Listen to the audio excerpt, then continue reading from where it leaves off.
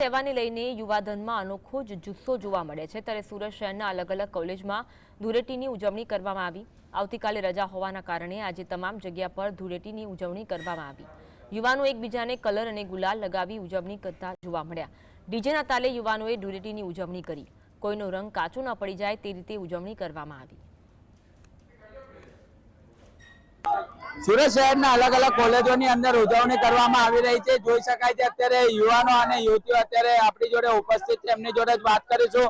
કેવો માહોલ છે આ વખતે કોલેજોની અંદર ઉજવણી? બહુ મજા આવે છે। દર વખતે આવી જ રીતે હોળી રમીએ છીએ। તમે જણાવજો કઈ રીતનો આનંદ અને ઉલ્લાસ?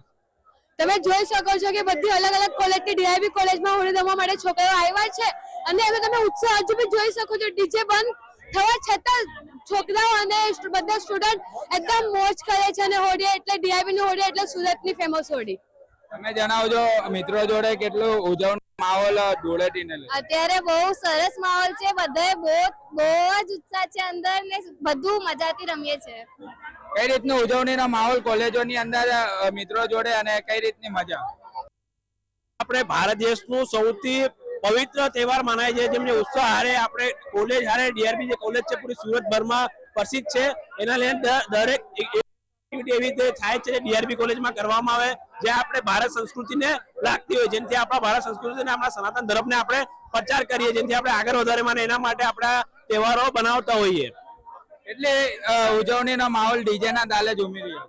બહુ મજા આવી રહી છે। ડીઆરબી ની હોળી એટલે બહુ ખતરનાક હોળી।